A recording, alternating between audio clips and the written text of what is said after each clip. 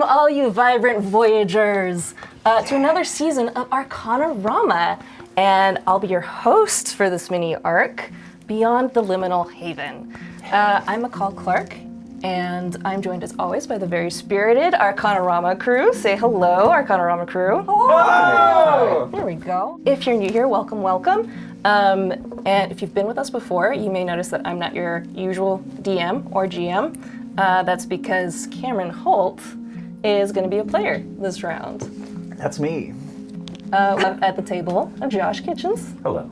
Hello. A Matt Wilson. Hi. And a Sam Zuckerman. We're going to be playing a new RPG system, and this is new to us. So it's called Ryuutama. If you're curious, you can pick up a digital copy from their site. It's kotohi.com with the K.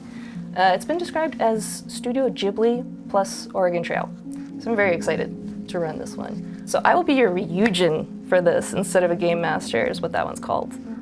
So if you're curious about how to play, we've got a video up on YouTube that's going to give you a quick rundown of all of that. So there should be a link either somewhere around here. Above you to the left. I was like, gotta check that out there for a second. So yeah, you can check that out. We don't want to bog you down with any of the rules here. We'll kind of go over them as they come up though, just so that you're familiar with what's going on. I will need refreshers. Yeah, I'll call out like all of the checks you guys gotta do and everything. Let us know if you want to be our rules lawyer for Ryuutama in the comments. First come, first served. Get in the comments. Tell us why we're wrong. Isn't that nice? We are. But It it's is probably wrong. worth letting yeah. people know. Like we're doing like a lightened version of Ryuutama. There's a lot of like pick 'em up and craft 'em up and like extra stuff that you can do for the purposes of a show. We're gonna like lighten that. Yeah, you Yeah, can get real we're- number crunchy if you want to.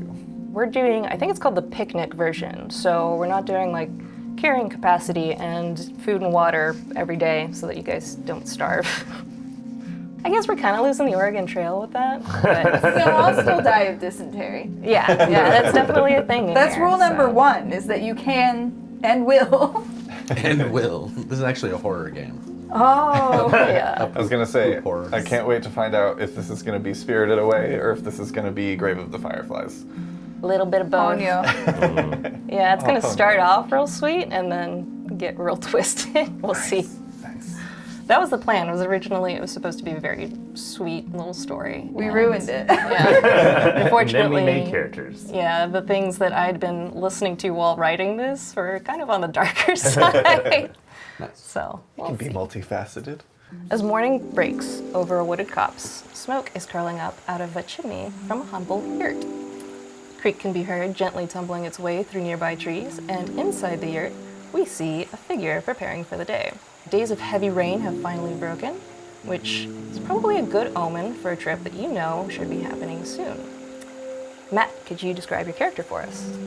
Yes, so you'll see a person-sized frog wearing a large brimmed hat and a little windbreaker cloak. Getting this day together, he'd be gathering up like some extra water and his bamboo flute. Very cute. And if you could make your condition check for the day. So every day the characters start out with a condition check. This is going to be strength plus spirit.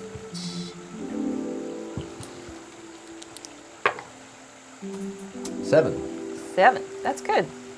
So yeah, I think that outside your window you can just barely make out like the tops of buildings of a nearby city, which is something that you've specifically set up close to.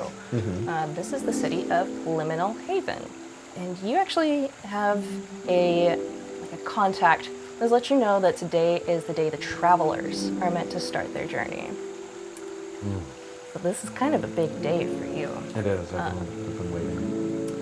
Go ahead and make a perception check for me as well. This is going to be your dexterity plus your intelligence.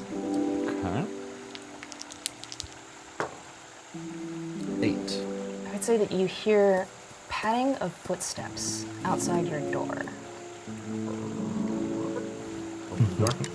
And when you open it, you find a shallow woven basket full of food. There's like apples and crispy fried fish and like a tin of pate and half a baguette that somebody has just left for you. Is any of this stuff that I can eat? I was gonna ask you, what does your character eat? Mostly bugs that he's been learning are delicious due to some guidance that he's received in that respect over time. He's learning which bugs he likes and which ones keep him going and how many he has to eat and things like that. But, like, frogs can eat other stuff. They eat, like, whatever will fit in their mouth, I think, so... That's horrifying. Yeah. He'll try some of the things. He hasn't had this kind of food in a long time, so... I will say that one of these is actually called, it's a sunset hema apple. And so this is one of the items in the game, and that one can give you 2 HP recovery. So nothing will ever give you like temporary hit points in D&D where it goes over your max HP, but this would be for recovery in case you get hurt. So you can add that to your inventory. Okay. Yeah, it's kind of strange. This thing just kind of appeared here, and you'd heard footsteps. I look around and see if I can spot who left it here. Make another perception check for me, Dex Intelligence. 6. Yeah, you weren't quick enough to see where this person went. You could hear that the padding was like running. You could also tell that they were kind of like little footsteps.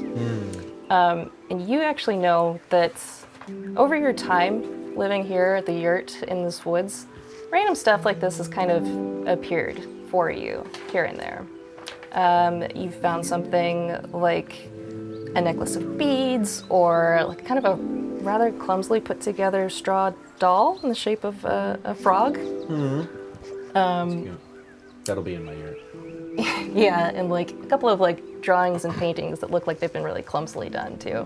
But they've kind of not been happening for a while. Not knowing where to direct my praise, I'll just say thank you.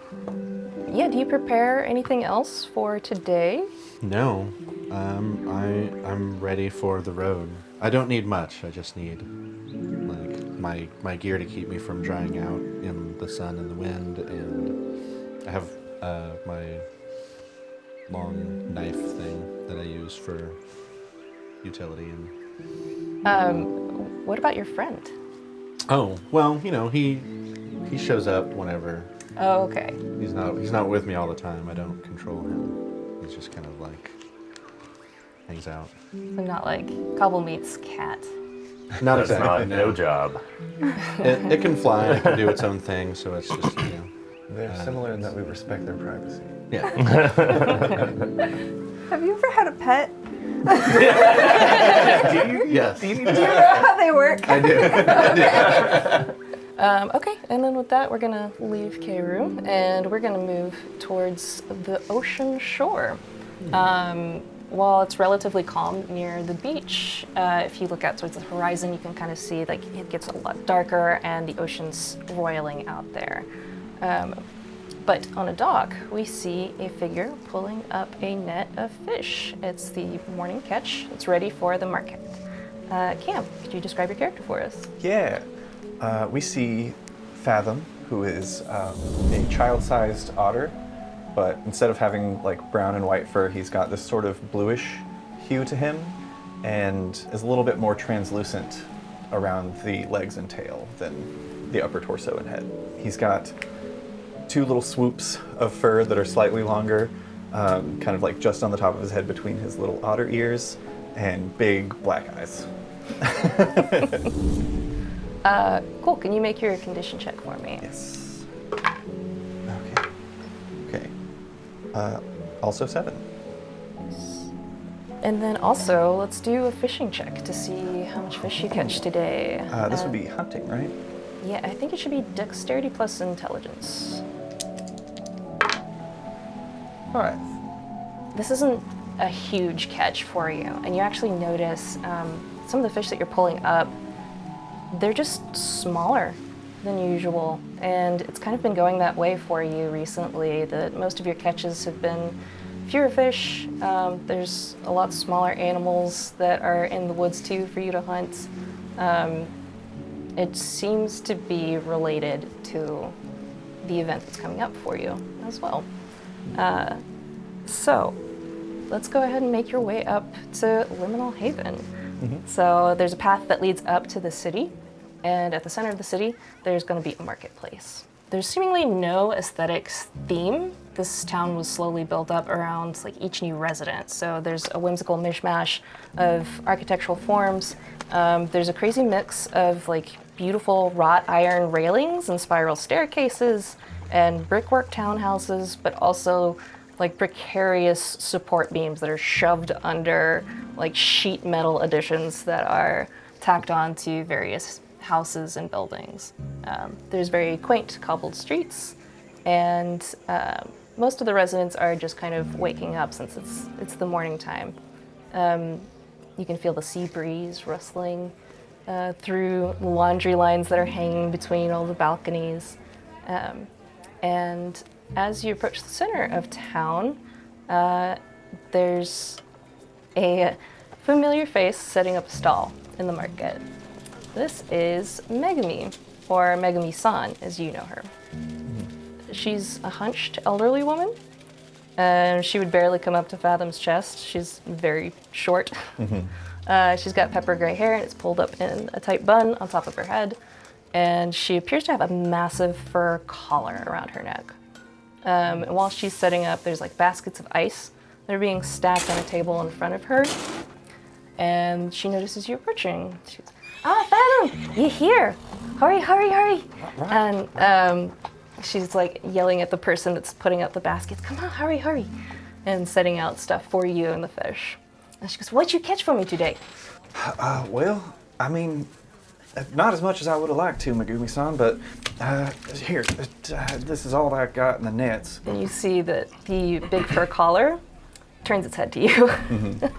This is Popo, her bear cat, that follows her everywhere.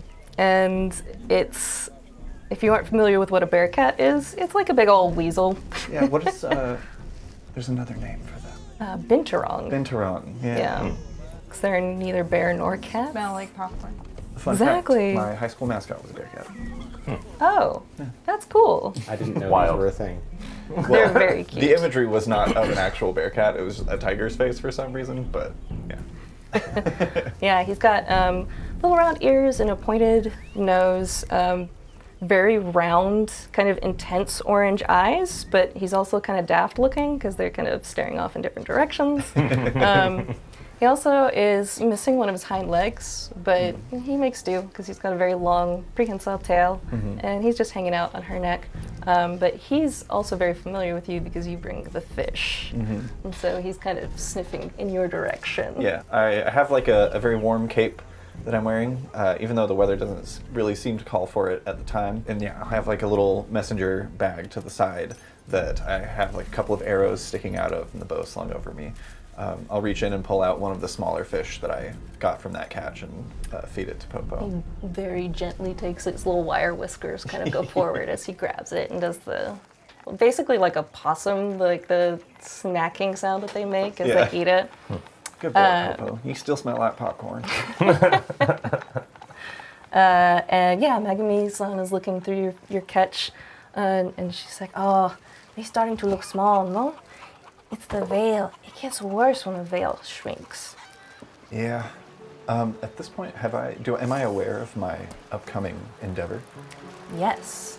So today is the day that the travelers are going to be going on their journey. So there's a select few that are leaving Liminal Haven, and you are one of them. So this is your last day in town. And this was kind of just a last minute, one morning catch for you, because that's something that you do for Megami as she kind of puts your fish out on the ice. Well, I wish I could have got you more, because I'm speaking of the Veil. I'm heading out today actually to hopefully go and get some of them tears or whatnot to bring back and make it stronger. But I wanted to get you a bigger catch because I know I'm not going to be back for a couple days. But hopefully this will hold you over till I come back and get you more.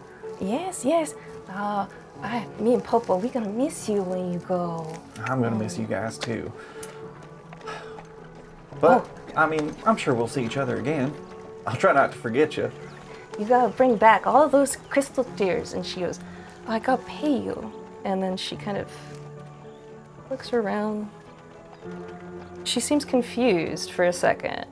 And you see Popo kind of looks at her and kind of reaches down and taps her on her waist. She, oh yeah, I forgot. And she pulls out her little purse and she gives you a couple of gold for the fish. Nice. Is that typical of her to be forgetful like that? You actually see the guy that was like putting out the ice turns to her and is like, are you okay, Nana? I'm fine. And he turns to you and says, it gets worse whenever the veil shrinks. So this is not typical of her. She's usually very, very sharp.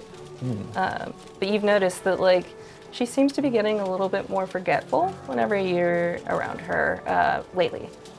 Inwardly, I'm like, I sure hope I ain't contagious. Is there anything that Fathom wants to do before? Yeah, so Fathom, he drops off the fish and he'll head back out very quickly out from the city, and there's a little spot just within the tree line near the shore where all of his worldly possessions reside. There's this tent that's mostly made from skins of various types of fishes that he's trapped and tanned to make this large tent. And he kind of like stands outside and looks over it and smiles, and he's like, well, time to go. And then just pulls like one stake and the whole thing collapses, and then he folds it up, and that's everything he owns, and he's gonna head back into the city. Nice. Yeah, you are supposed to be meeting the rest of your travelers over at, it's called the Anthesis Well at the center of town. We are going to climb up and away back through the city, over the kit-bashed buildings and balconies and down a street of stores. And we'll see a sign with a brass kettle that's slightly crooked. And this is the Tilted Kettle. There's plants that are overflowing in the windows, and they obscure a black cat that's lazing around in a morning sunbeam. And we actually swing around back of this shop front and into what appears to be a very messy kitchen. There's various curios and apparatuses lining the walls. There's drying plants that are hanging on garlands that are on low beams and ceiling. There's containers of unknown ingredients just piled everywhere. There's stuff that's like overflowing with plants here and there.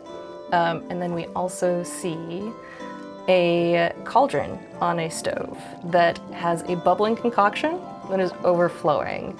There's a thick, dark purple steam that is billowing out from it. And someone is trying to get this back under control. Sam, can you describe your character for us? Yes, so Vesper is 16, still kind of has like baby fat in the cheeks, which are right now covered in various like smears of ingredients. Her hair is dark, like a kind of cold dark brown.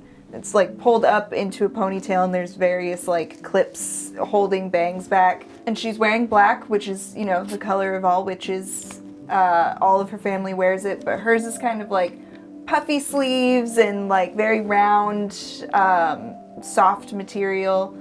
She has a couple of bracelets and earrings and rings, just kind of goth Claire's exploded on this girl. As of right now, she's just kind of elbows deep in bubbles, trying to collect them and push them back in. And just, oh no, oh no, no. I keep like looking back, hoping nobody's gonna walk in on this disaster. With that, let's do your condition check for the day. Yes, I have a feeling I know what the average roll is on these. That is a 7. Whoa! All right, 3 7s. Do we So- get like a slot machine win with 3 7s? Aw, You cherries. Ryuutama. Or shoes. We want. Money, please.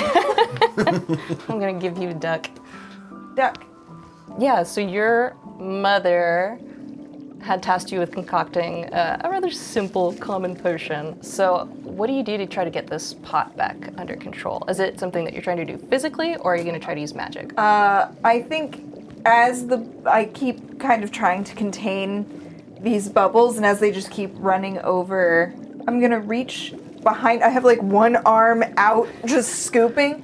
I'm reaching up to shelves and pulling stuff down and just trying to pour that. Maybe doing a quick read and going, oh, I can't read that. Give me a dexterity plus intelligence check. I'm going to see if you are doing this quick enough to put everything in, and also whether or not you know what you're doing. 3. And with that, I'm going to say that the kitchen door opens, and this well-built girl walks in. She's got half a shaved head of lavender hair. And your sister Asher comes in. She's casually eating an apple. Wow, little sis, I hope that's not breakfast. She leans against a wall and she pops open the window so that the smoke can start escaping. She just kind of watches you. She's crunching down on her apple. If it was breakfast, it might go better. Maybe. If you wanted to, you can try another check. This would be, the DC is going to go up by 1 though. And I'll go ahead and tell you, the DC now is going to be a DC 7. Can I attempt to cast Cute Leaf and maybe make the like little umbrellas to just contain? Yeah, sure. I'm like digging through apron pockets and I find like kind of a like twisty, poorly bent wand. Okay, give me intelligence plus spirit. This is fully possible. No, it isn't. That's a 4. Asher just starts going up. laughing. And then she waves her hand and she casts a kind of pale bubble around the whole pot. And she moves it off of the fire that it was under, and you can see the bubbles start to go down. And then at that point, a very tall woman with curly red wild hair that's poking out from under her bandana that's tied up, wearing the black dress as well. She comes in and she's, oh my God, Vesper! Oh, what happened? Well, It's fine. Oh my gosh, I should have known. It's okay. It's okay. We'll just start from scratch. We'll do another one, and then you see another woman comes in, and this one is your oldest sister, Valentine. She's got her nose in a book and not lifting her eyes from the book. She's like, she had it, Mom. She would have gotten it eventually. well, I'm gonna like scramble for like the recipe card that I was reading. I thought that I added everything that you said, but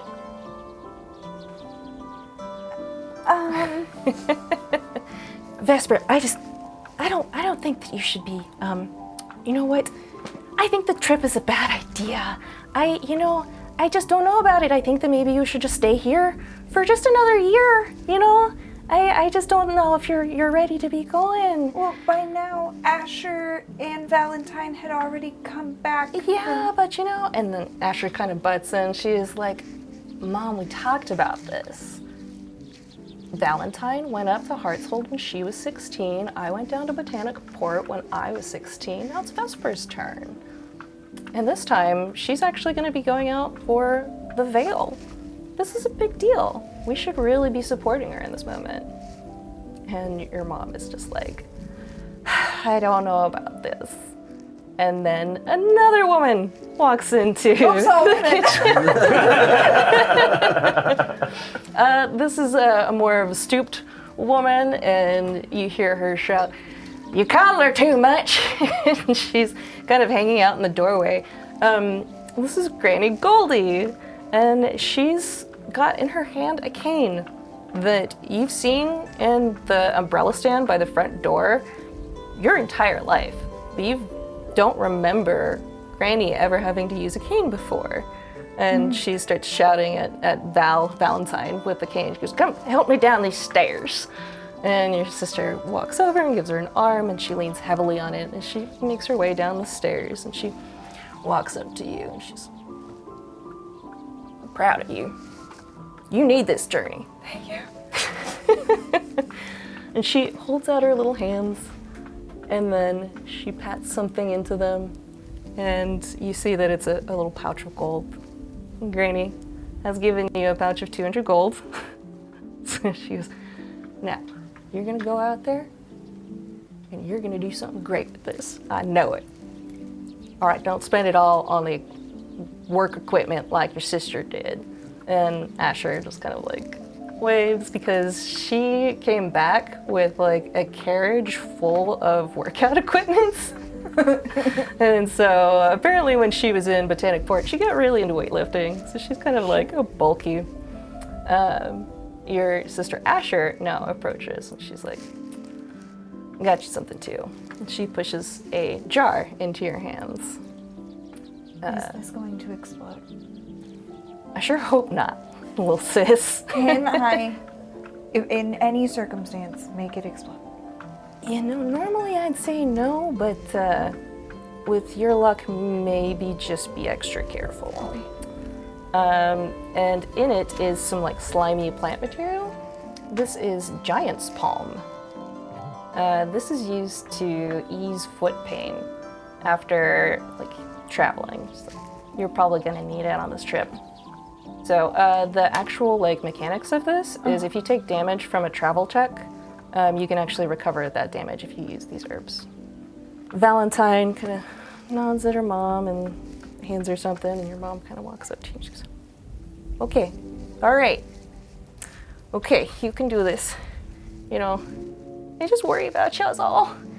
You know, Sure, but it's gonna be okay, and there will be other people there, and those people maybe don't even know how to use any magic, and sometimes every dozen or so times it works out, and so maybe I can up those odds to every 10 times, right. 11 times. Yeah, yeah, the otter fella and the other guy. Yeah, okay. Well, you know what? Just take this. And she pushes something else into your hands, and it's a little amulet. It's just something to protect you. I just, just be safe out there, okay? Sure, and I'll be back, and you'll know probably when I've succeeded already, maybe. I've never seen this happen before.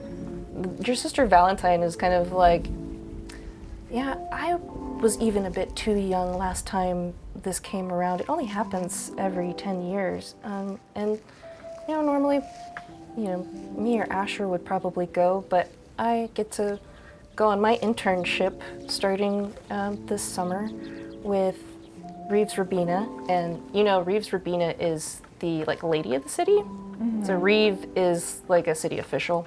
She's known for she's one of the main magical healers in the town too.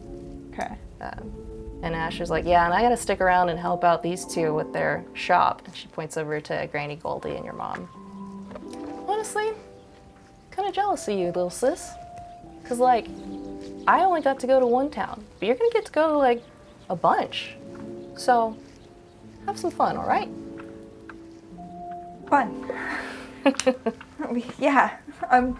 Fun is my name. Vesper's my name. Yeah, we get it. Fun. Vesper, fun. Do you do anything before you take off to meet your other companions for the trip? I'm gonna clean myself up. I think you're- pass by a mirror and I'm like, oh no. And Yeah, I think Granny Goldie's just like doing the, like licking her finger and wiping the cheeks. and probably there's like a 15-minute, I make myself late. Taking clips out and then putting them back and then like removing something and putting it back and like fussing. Vesper, you're gonna be late! Oh, you hear no. someone call up the stairs. And then I'm out the door with all of the things that I've been given and with Acorn. You're going to actually meet up with the other people at the center of town first, Okay. and then you can pick him up on the way out. Okay. The amulet as well is a +1 to your defense. So what that does, anytime you take damage, it's going to actually take 1 point of that damage away. Nice. Write yourselves a family, guys. Come on. I don't even have friends. Oh. Yeah, Megan-san, She don't even remember me most of the time these days. Popo loves you. And he smells like popcorn. He does. And then with that, we are going to swoop a few streets over to yet another kitchen. This one has a long counter that's facing the streets. There's Yet another kitchens. Yeah. It's my last name, y'all. doxed. No. And his social security number is. Why do you know his social 5. security number? I know all your social security numbers. That's what a good DM does. Yeah. He takes out credit cards in your name. How else do we run this? Oh, beans. We are looking at a countertop that is facing the street. There's an awning over top of it, and the window is currently closed, but up above it, there's a sign. And what is the name of your kitchen? It says noodles and drinks. And you're not really sure if it's the name of it or if it's just telling people what's there, you know? I don't know if you've ever been to New York and there's a bunch of pizza places that just say pizza and beer. Yeah. But similar kind of thing. I mean, I think people are going to know what they're getting into with that one, Yeah. so it works. Noodles, drinks. Yeah, noodles and drinks. So up above the store, there's like a living space. We see there's a chubby man with a scruffy reddish blonde beard, and he's sitting on a plush couch, kind of like making himself at home. He's just like itching. He's like, so what do I do if I run out of ingredients? Josh, would you describe your character for us? I'm playing Rim, who is a human man, fairly built, seems well put together. He's wearing like a light kind of button-up shirt. He has the sleeves rolled up, has a chef's apron on. Looks like it might be like handmade, and then a handkerchief around his head that's kind of hiding his hair. Also, you like just the way he moves seems like well-intentioned and kind of precise, and like every movement has intention behind it. But yeah, go buy more. What else do you think? Right. Is it cool if I smoke in here? Up here is fine. You see him like pull out a pipe and he just starts Oh, God. smoking immediately. This is Yanni, who you've hired or been assigned to help take care of the shop while you're away, because you are also planning to go on a big trip today. Can you make your condition check for me? Yeah. 7. Oh. 8. What a So bummer. nobody talked know. to Josh. Thinks he's He's so one good of with his those 8. 8. Cool. Hey, when are you coming back? And you honestly don't know. You don't know how long this is going to take, because there's a couple of cities that you might end up going to. It all just kind of depends. Yeah. All right, man. Well, I miss you. And he leans in for a very awkward hug. give him It's like one far arm. too intimate. Kisses him on the neck. Slowly down. Whispers, I miss you. You got this, right? Yeah, man, I totally got this. Yeah. I want to give you something though. And he holds out something for you. What? It's a pipe. Okay. He's like, just in case. Oh, look, is there anything in there? Yeah, there's a little bit of some kind of an herb in there, Okay. and exactly. This is Eric on 420. Oh. Oh shit! Yeah, happy 420, y'all. Pipe it. Pipe it. Whoa, wait. No. 420 pipe it. It's something else, I think. Is that something else? That's just like, sounds like hitting someone with a pipe. Oh, I thought it was like That's what this holiday is all banging for. not or what my brain something. Yeah. Yeah. I see. No, we're talking about decorating a cake. Yeah. No, that's not what we were talking about. You can do whatever you want. Because you're probably very hungry today. it's the magic of 420. Do what you want. Whatever feels good. If you're tempted to watch 6 hours of Bake Off after baking off, that's fine. I can hear Cameron editing this in the other room. Oh yeah, man. That's Church Bell Dayflower. I think you're really gonna like it. Church Bell Dayflower? Yes. And so what this is, it gives you your next check that uses spirit will get a +1 bonus if you partake of the herb. Oh, yeah. Bro, do you partake of the herb? Just gonna, tuck it into the apron. Is there anything else that Rem does before he takes off? No, just probably goes, grabs a few ingredients from the shelf, packs into his bag, and I guess that's off. Should we call attention to the fact that you're dressed like Hayao Miyazaki? I am not, there's no sweater. But he's wearing Or the apron, cigarette. right? Yeah. Oh yeah. I'm Or not the chain smoking glasses. the entire time. When I think of Miyazaki, like the person, I just think of him being like, his state of being. Staring at cats with Permanently. envy. Yeah. Oh yeah, I'm gonna grab my sword from the back and head on my way. Nice.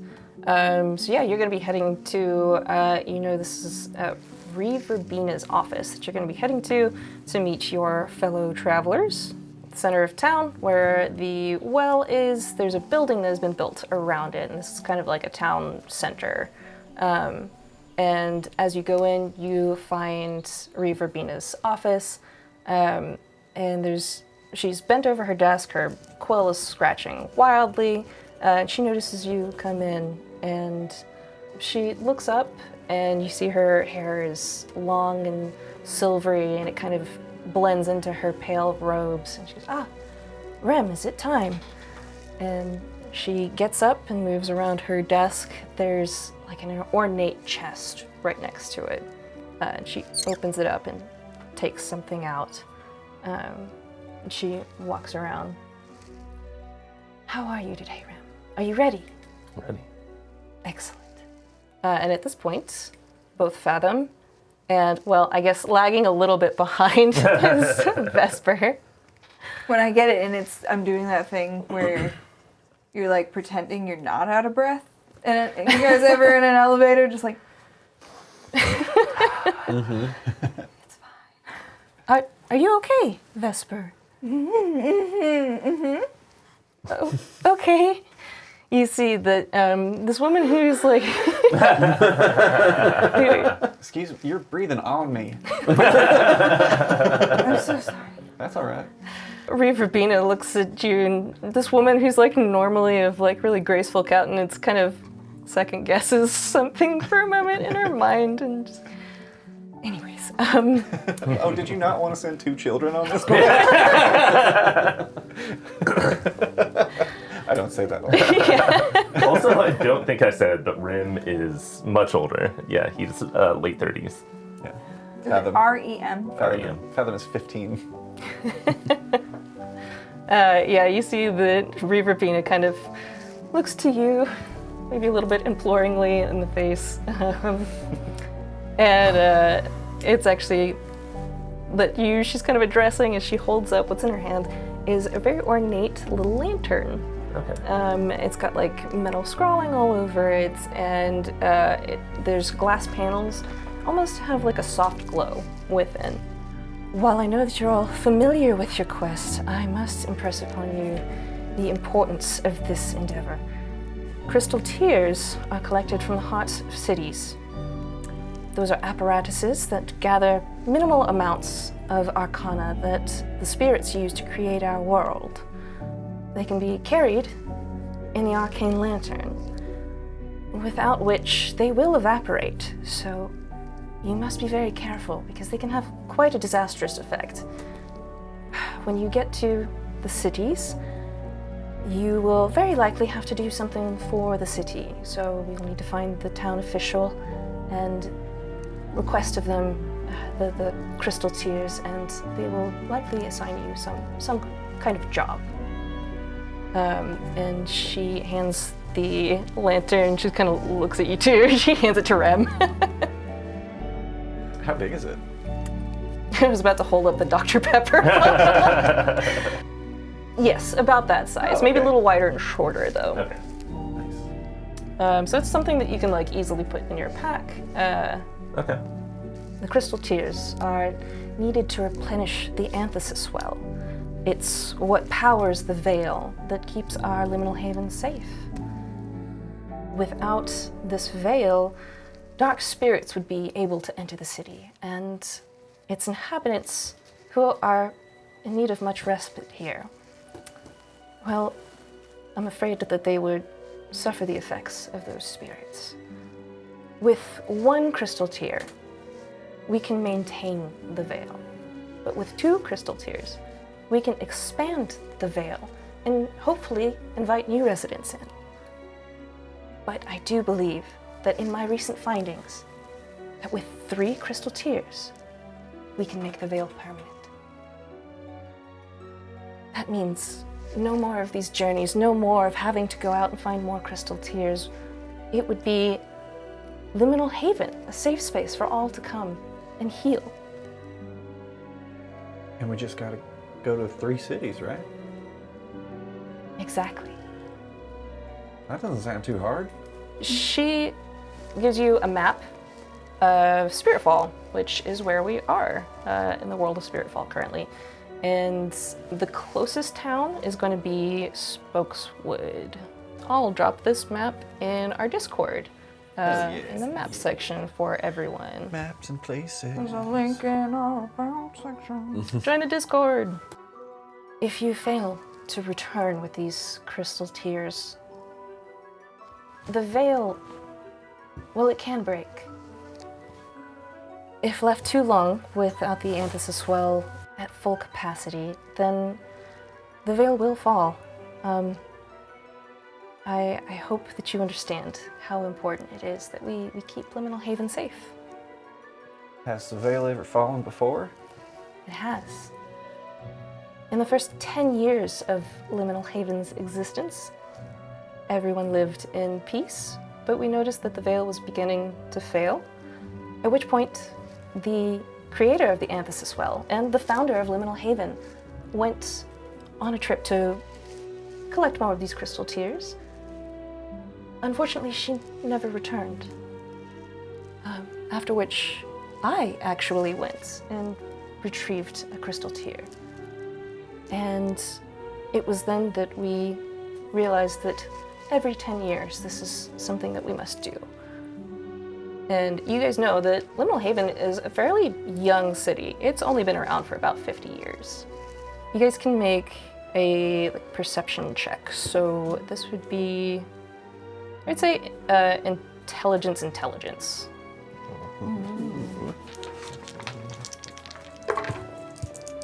6. Oh, no. 5. 4. We just gotta go through the greater grasslands down to Spokeswood. Look, there's even a path all the way there. It's not a particularly well-used path, so do be careful. It shouldn't be too dangerous in the grasslands, though. Although there are dangers beyond the veil. And she kind of looks at you, Ram, and she leans in and she goes, Keep them safe, Ram. Bring them home. I'll do what I can. And not that I'm worried. How long would you say that we have before? You see, she kind of looks a little bit sheepish, and with those perception or the intelligence checks you guys made earlier, you see that like if she was one of the first to go on one of these crystal tier runs, like she should probably be like 80 years old or something, but she looks fairly young. Like you don't see super line face or anything. Like she's kind of just a very elegant woman. So it might just be in the way that she holds herself. She does have like the silver gray hair, which you're not sure if maybe that's just like the way her hair had always looked, or maybe it has turned gray. But she kind of looks sheepish at you guys and she says, well, at this point, we have enough time that if you fail to return or don't bring Tears back on your return, that we could send out another party.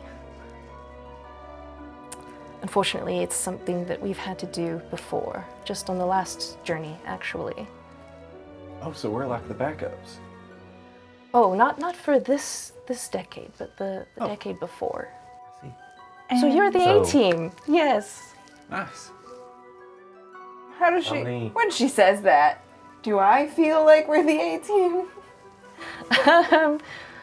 Make an intelligence and a spirit check. 9. Verbena is a very intelligent woman. She's run this town for most of its existence. After the original founder left and never returned. She does seem to have faith whenever... Did you volunteer to go on this trip? You know her well enough that she would not have agreed to it. Okay. Unless she thought you were capable. And she thinks the same of the rest of the group. So there is a little bit of hesitation there where it's like, hey, just for safety though, we kind of send you guys out early just in case this goes bad and somebody else can come along and hopefully just keep the well safe for a little bit longer. I feel like our best bet's gonna be just going out and gathering 3 of the tiers and bringing them back so nobody ever has to do this again. Right? You see Right. she wells up with pride. Oh, I do hope that you are successful in your endeavors. So how many tiers are there? Well, there's a heart of a city in Spokeswood, which is about 2 days' trek from here. It's the closest town, and it is basically the crossroads from here to, well, Heart's Hold, which is up north in the mountains, and Botanic Port, which is south. And this is not something I've actually confirmed, but I believe that there is one in Coven Lodge Swamps. Unfortunately, the terrain there and some of the darker spirits make it a bit more dangerous. So it may be difficult to traverse there and discover where the actual city is. But Broadspell, they got one? fortunately, Broadspell, to my knowledge, does not. It's just a small pass-through port town. Well, it seems like our best bet might be to go to Spokeswood and get that one. And then if we head into the Jade Thicket and then north up to Heart's Hold, then we would just have to come back down before going into the Coven Lodge Swamp to search for the third one there. Seems like that'd be, more efficient than going out to Spokeswood, then all the way up to Heart's Hold, then all the way back to Spokeswood just to go down to Botanica Port, and then all the way back here. Seems like a lot of excess travel when we could just kind of, have a more direct route. Rabina, she nods at this, and she's... Yeah, what do I know of I mean, we could also just play it Coven by ear. Lodge Swamp? Make a intelligence check for me. 7. You've probably even been to the Jade Thicket, which butts up against it. Yeah. You know that it is very difficult terrain. It starts to get very marshy and boggy out there. There's a few more like kind of nightmare creatures. So the world is filled with spirits. Some are more light and friendly, and they make the grass grow, and they make the skies blue, and they make the ocean breeze smell good. And then there are other spirits that can cause nightmares or fevers or jealousy or what have you. These are just things that their existence kind of puts off. And these are the things that you're protected from in Liminal Haven. But there is kind of I don't know if it's a superstition, but it's kind of known that Coven Lodge Swamp has a higher concentration of these dark spirits. So people go in and out of there. There are inhabitants there and probably small towns and stuff, but for the most part, it seems kind of cut off from the rest of Spiritfall, and a little bit more like secretive and mysterious. Not a bad plan. Yeah. I mean, I hear that swamps are kind of, like humid and warm, and that just sounds really nice. Rubina kind of puts a warm hand on your shoulder. I shiver. Is there anything else you three would like to do before you leave? I reckon I got everything I own on me, so I'm ready to go if y'all are.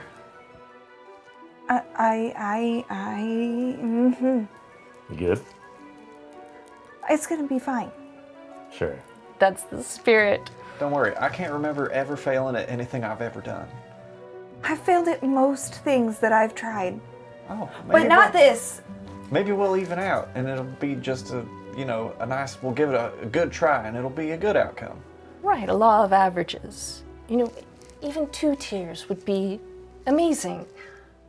I don't want you to put yourself in too much danger, but please do bring back some tears. And she kind of like ushers you out through the door, and when you guys exit the town hall, a bunch of groups of people have started to line up outside, anticipating your excursion out of Liminal Haven. They're kind of like waving hankies and they're cheering for you. As you walk past, they're kind of trying to shake hands. And some of these people are people and friends that you know, especially with Vesper having lived here your entire life. You see your friends and family are there, and they're like, "Bye, Vesper, we're gonna miss you. Bring back the crystal tears soon, okay?" Yeah. For sure. Got it. All right. Yeah. People are patting you guys on the back as you walk by, and I think I look slightly embarrassed. I'm not used to this much attention at all. Just like, okay. I feel like Fathom's having like kind of the opposite end of that, where like he's not used to having this much attention, but he's also enjoying it. Hell. Yeah. Like, oh yeah. yeah, Y'all know all these people? That's crazy. you see Megami-san and Popo are both waving at you. Bye, bye, Megami. Bye, Popo. And there's Yanni is leaning out the window of the noodles and drinks. And noodles and drinks. And bye, Ren. Bye, man. Bye. He just Bye, gives you Yanni. a big thumbs up. Big fat tears Yeah, it's rolling just down. Getting glossed in the beard. His face is kind of turned a blotchy red.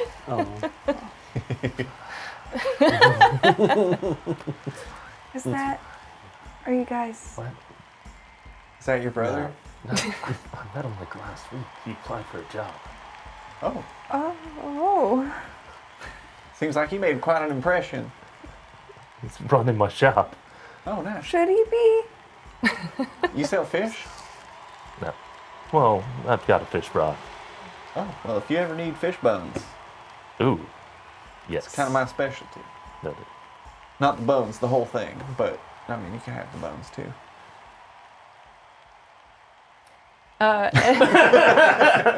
As you chit-chat among your traveling companions and you start to leave the city, we see some stables that are right outside the like front entrance to the main part of the city.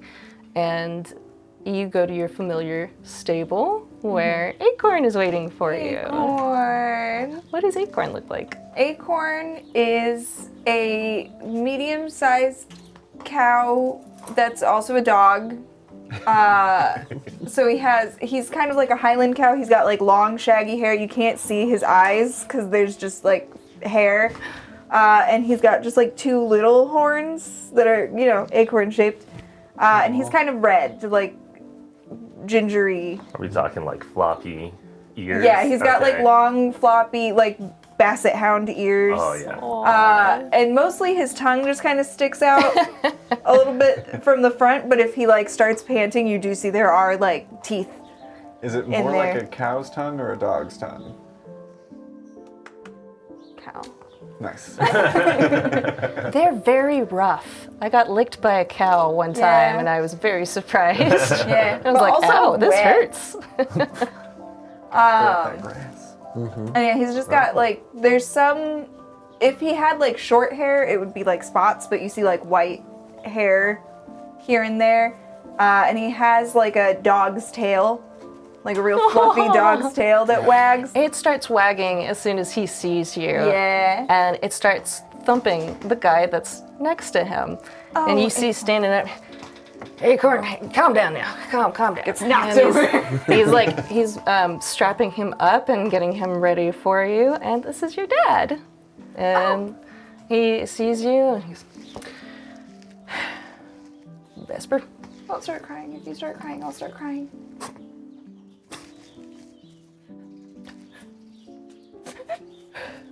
it's gonna be fine. It's gonna be fine, It's kiddo. gonna be fine. I'm told that it's gonna be fine. kiddo.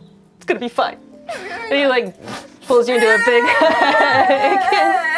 No. Come on, you got this. You got this. You're my little girl. You're my little baby. Come on now. That's right. What did your old man teach you? It's like, 1, 2, right? You give me 1, 2. All right. That's right. Still crying. What's Vesper's last name? Does she have one? She definitely does. She certainly does. Same. My character definitely has a last name. I was kind of leaning on like the last name is Kettle, and so the tilted kettle Oh, is kind of I a joke. love that. Yeah. Yeah. So he's like, So you he know, took their name. you gotta give him the old kettle 1, 2, right? Ding dong. That's right. Exactly. Ding dong. That's my little feet. And he I don't hands want to you. leave your parents behind. No, I think we should just become adopted. Yeah, Fathom is watching this exchange with like a vacant smile, but also giant tears. And your dad looks and, oh, here, let me take those for you. And he takes your packs and he starts hooking them up to Acorn. So Acorn actually is a pack animal and Oh, nice. can actually carry all of your tents and supplies and stuff. Okay, that was my gonna one ask. question. I was thinking about that so much. I was like, I need to know. I'm gonna, as soon as there's a break, I'm gonna ask you. On all 4, or is it like back? They're all 4. Oh, interesting. Not like a cow, dog, centaur. Griffin Yeah. style. Yeah. So I was thinking like hippogriff. It Yeah, has like- in the two back. of them. Talons Is in the it- front. Is he slobbery? Yeah. You've met my real life dog, right? So you're basically taking Graham on this adventure. Yeah. But bigger, hairier, and more useful, arguably.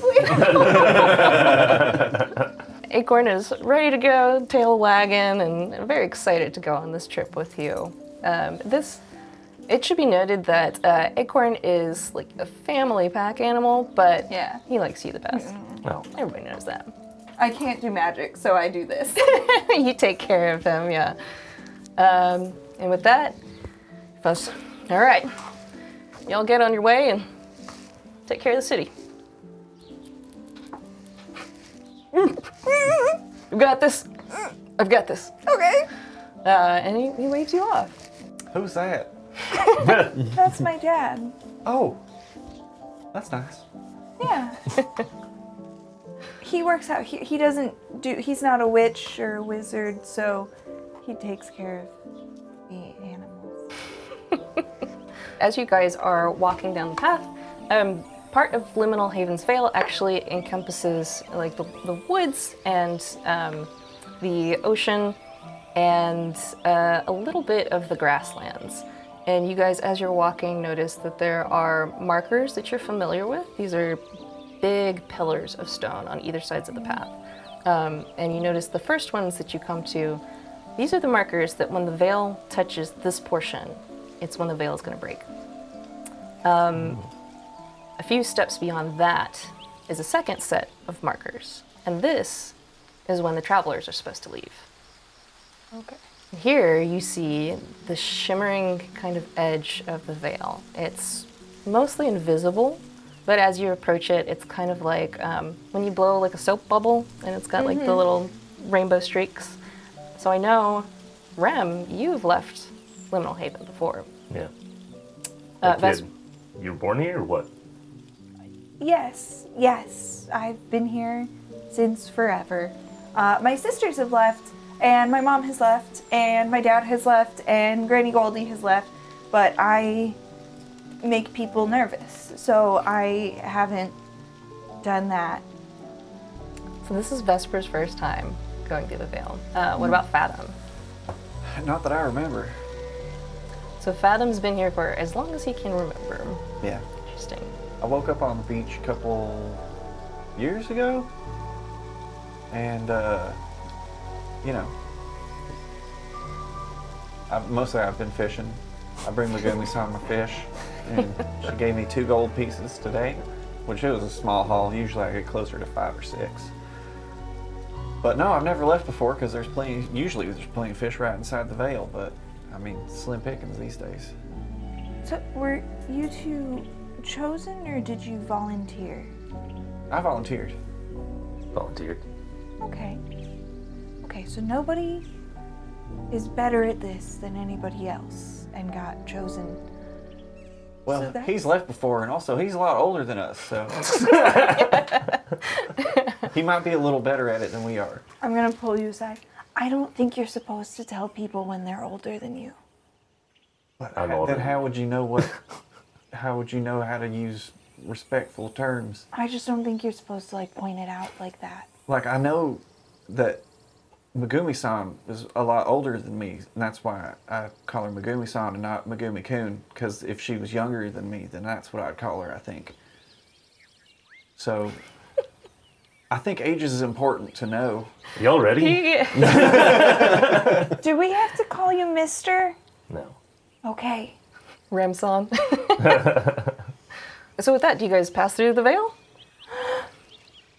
Good luck. And as you walk through it, you don't really notice anything different. Doesn't feel too weird. Do you have any packs on you, like a little backpack or anything like that, or is it all on Acorn? I have a large backpack. I'll hold on to that.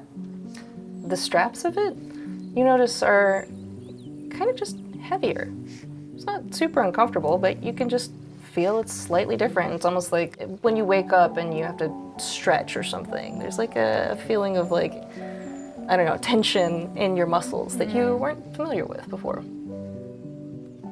I feel like Fathom, proudly steps through the veil and kind of stands for a moment, and you'd see him kind of deflate a little bit, kind of huh. It feels about the same. I think there was anticipation of some sort of wash of knowing or some change that he was expecting that didn't come right away. Can you 3 give me travel checks? I got an 8. 6. 7. Easy grasslands. It's a nice downward slope for you. And then we're going to cut over to Keiru. You've got everything packed up. You are ready to go. What was Keiru's plan? He was gonna keep an eye on the roads leaving the haven to see if he could spot the travelers, because he had heard that they were supposed to be leaving today, or at least that was, the position of the veil was indicating that was going to happen soon. Exactly. So he's keeping an eye out for a group that might be them leaving. It looks like they've packed for a long trip or something. And if he sees a group like that, he's going to go try to catch up to them. Keiru sees a young woman, a young blue otter, and an older man. What does he think of this group? Oh yeah, and they're pulling a cow dog. This does not look good. But we'll do the best that we can. Maybe it'll go better than last time. We'll see what happens. Do you move to intercept him? Yes, I move as quickly as I can without seeming threatening to try to catch With a him. knife. Hey y'all, how's it going? Friends! You guys have just started your journey, you are getting along all right, and then all of a sudden you see a frogman coming towards you. Oh, he hops too. Okay. Instantly bow can't out, help arrow it. knocked. Everything you play is just going to be hopping around forever, right? Is that one of them dangerous spirits we heard about? No, I think that's a guy! Oh, shoot me. Sort of. Do the evil spirits talk? I hear that sometimes they can be real convincing. I'm convincing sometimes. We'll start convincing. I'll loosen the draw, but I still have the arrow knocked and like ready just in case. You're going to find tears, yes? Yeah. Ideally. Crystal ones. I'm gonna come with you All right. and help. I don't think that... Are there rules? I don't think that's against the rules. Seems like the more Why? help we The get, the only better, rules right? are that we bring back the crystal tears. Why are you outside already? I live out here. I can't go On in the purpose? veil. Why not? Motion to my frog. We got frogs inside the veil. Are you like a frog? Are you like a... Everything in my brain is telling me you're like an evil frog spirit. That's the only reason that you wouldn't be allowed inside the veil. You see, and actually you hear it before you see it, a little blue dragonfly flies up to this frog man, but he looks kind of like you, Spirit. Sorry. Kind of looks like you, Spirit. Fathom. I'm a water spirit. And he alights on your new frog friend, frogman threat. I would probably loosen up at this. I will boop it. He just like flitters his little wings. Is there any way that we know of, like, determining good and bad spirits or anything like that? Or is it all pretty ambiguous? You guys can make an intelligence plus spirit roll. 3. 6. And 7. Keiru, if you can make spirit and intelligence. There's only so many combinations of 4 different stats, so 8. what air are you giving off? Like, I think that you are, Kind of like a harmless but kind of a party vibe. If like frogs would have a party vibe. Harmless party vibes. That's a t-shirt. Go. Good and evil spirit, do this. And I'll pull out a flute and play a nice little, like, blooping kind of frog tune. Like, That fucking TikTok Yeah. sound. On a flute. Eddie, Ron you are- Seinfeld. So lost. Yeah, Bloopy Fathom bloops. is like... it's like moving to the beat with like his snake-like otter body and is like slapping his knees to the tune. I say he's in. I mean, it didn't harm anything, so... I've been down these paths before. I can show you. That would be nice, actually. I've never myself and I'm sorry, what was your name again? I'm Vesper. We've never been outside the veil until today. Well, First time. Really well traveled. I've been around. My name's Keiru. It was nice to meet you. I'm Fathom. And you are? Rim. Rem. Right. Rude. You ever been to You ever been to the Coven Lodge swamp? You like pull out your map. Check it. Hold on, let me It's swat. like slowly rolling it out in his palm, looking down. I've been in that area before. Oh, nice. We were thinking about maybe getting one of the crystal tears from there, but we're going to Spokeswood first. Smart. Have you been? Have we met frogs before? Are people who are frogs? Is that common? Because I'm not like a spirit. Yeah, I don't think that you know of like frog people. You've seen frogs before. Sure. Yeah. Yeah. This is the first frog. Are in all Oblivion. spirits I was going to say, that's an interesting thing. How do you Ethereal? differentiate spirits? With the spirits, a lot of times they appear like you or like your dragonfly friend. They have like a kind of transparent, Translucence? quality to them. Okay. Typically, there's like some that are well known, and there's some that there's like many of that do a specific thing. Like there's certain forest spirits that help the trees grow and stuff like that, and they're little kodama. They're little like translucent white kind of bipedal things that hang around the trees and stuff like that. And then there's other things that are like kind of one-offs, and they like only pertain to a certain area, in which case like you would be kind of a one-off where there's a specific kind of like beach that you washed up on, and you kind of think that that's probably what your domain was. Like a water hunting spirit. For the most part, though, spirits kind of know what it is that they do or where they stay. And they kind of range in intelligence. They can be anywhere from like just non-talking, non-verbal animals all the way up to fully functioning and speaking.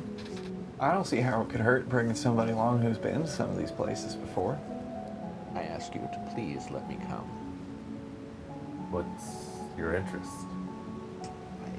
I hope it can solve my problem. Of not being allowed in? My problems. Yes. That's one of them. When Reeve said more tiers could expand the Veil's reach, and that 3 tiers would make it permanent,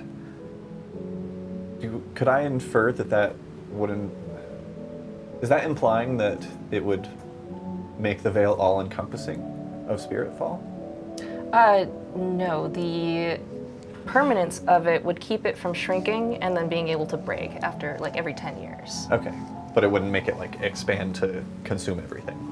Right. The second tier would make it expand a little bit so that they can continue to build out the city of Liminal Haven and still have some farmlands that are like protected and like ocean and stuff like that.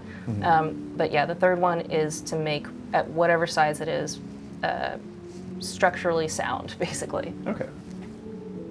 Well, you could put your things on Acorn. This is Acorn.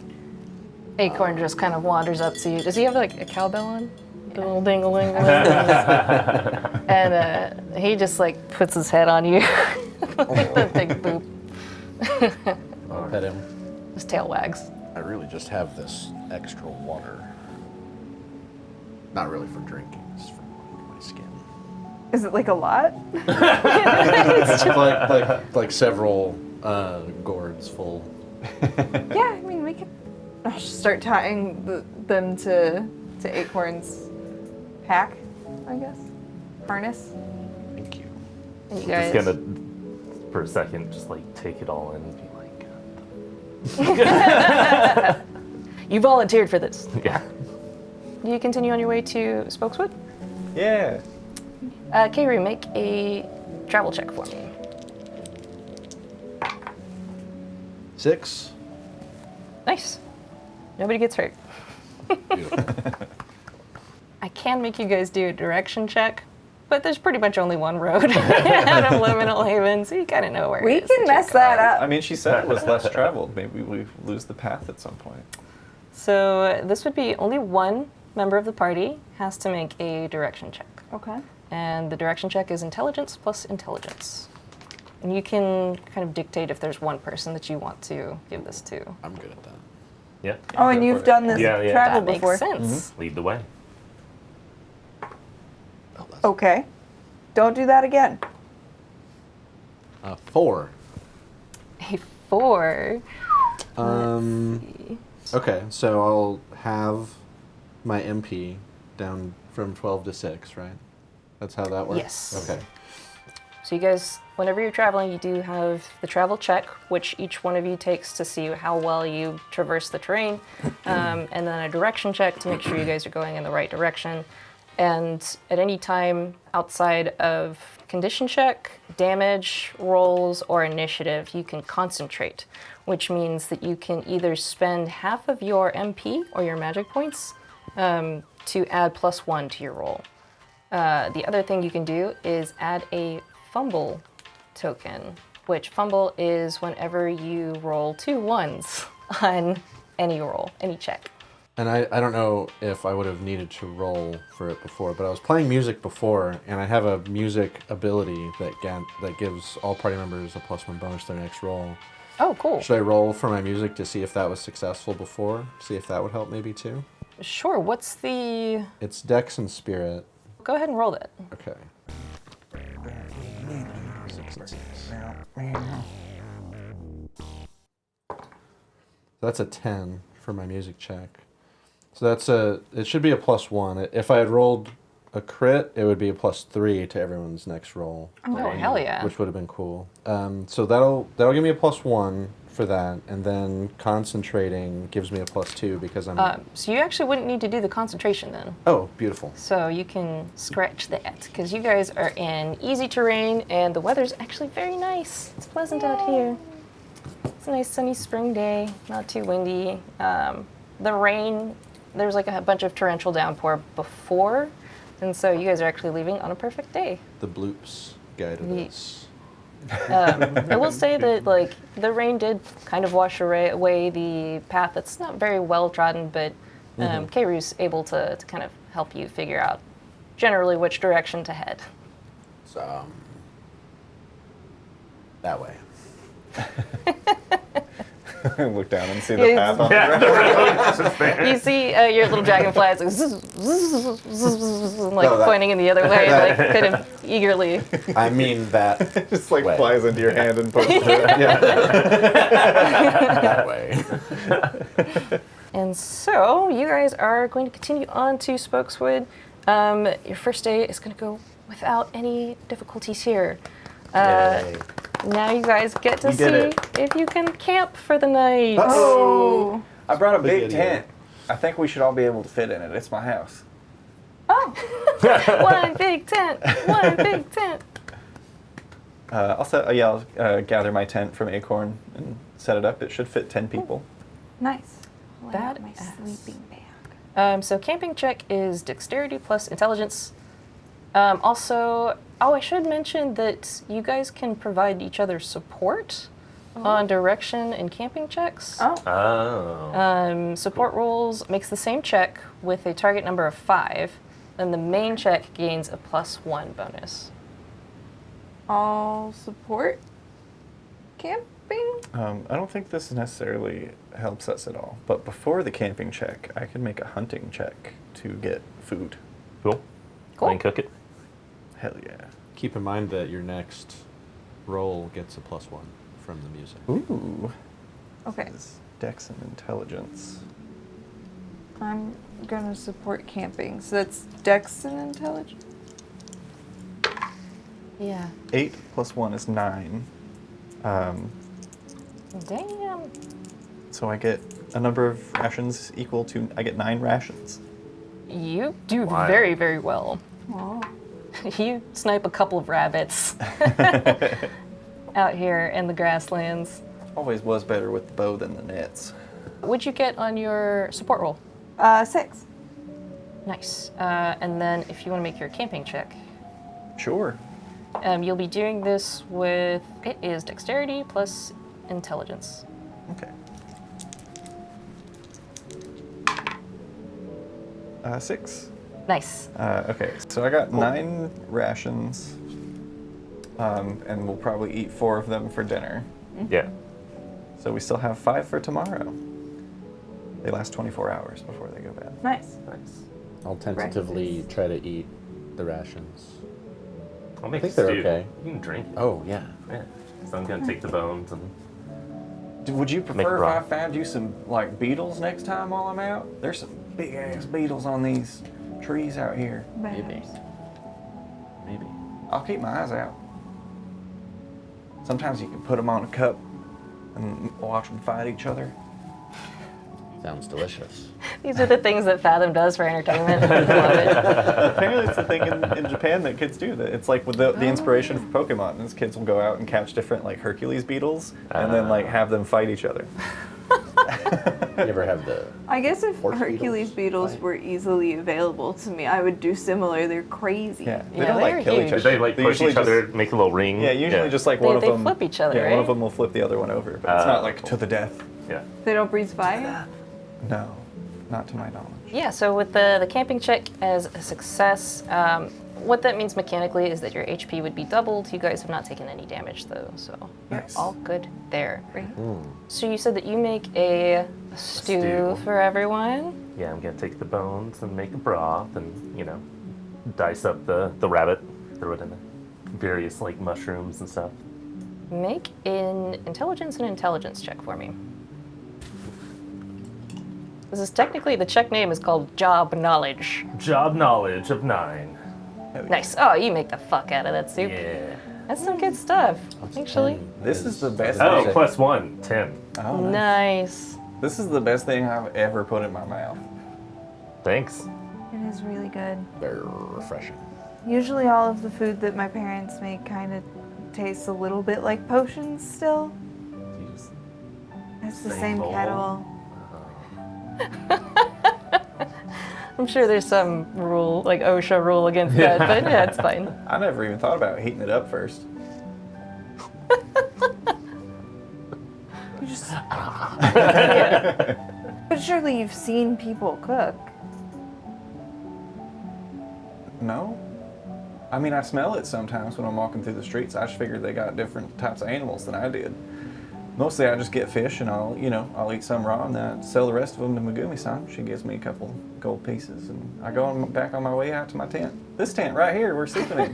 What do you do? You woke up how long ago? Maybe a year? I don't know. Time's hard. What do you do with the gold?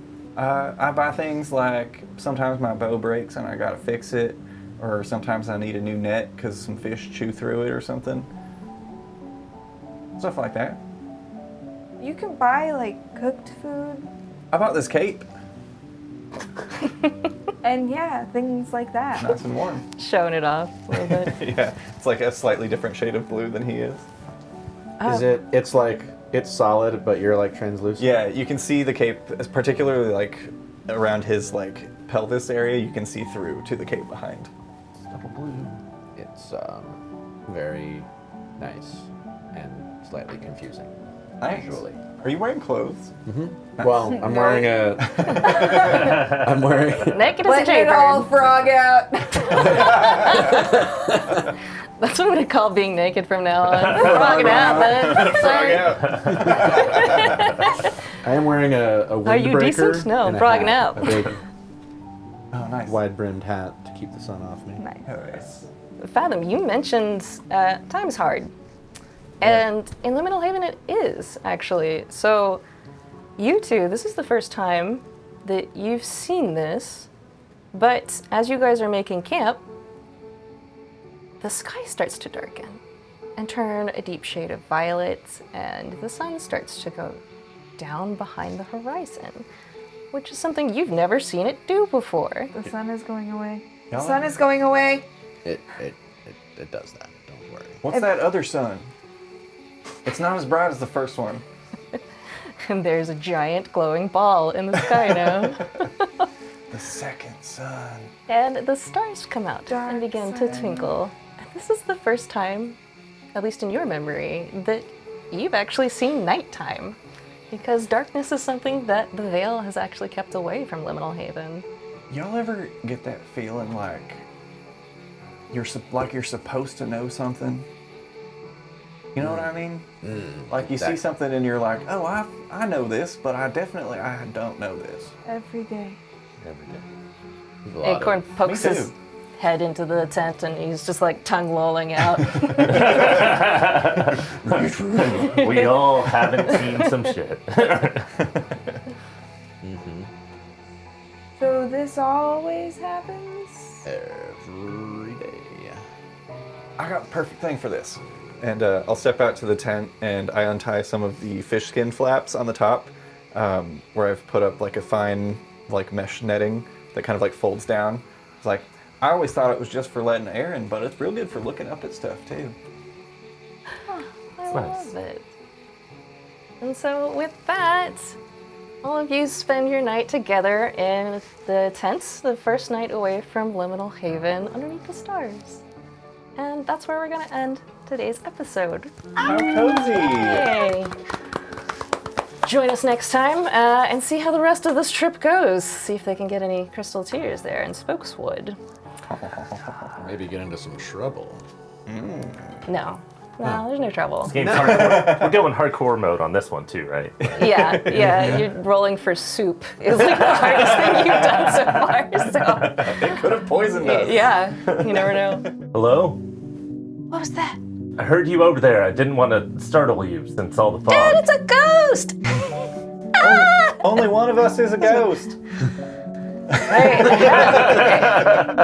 howdy there, how's it going? There is a massive bobcat-like creature. It's translucent but cloudy white with this kind of gray swirling mass inside of it.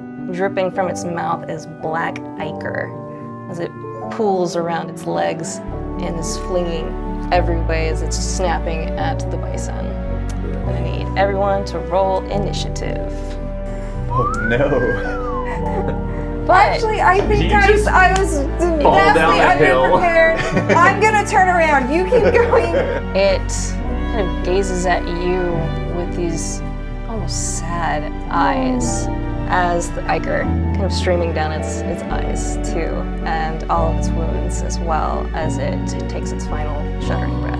Can I get my hands on that spider jar? He said he wanted us to take it off. She looks at you, and then she looks up at her dad, and she looks at you again, and she's I reckon there's got to be something we could trade for it. I give her 200 gold. Whoa. whoa. Whoa.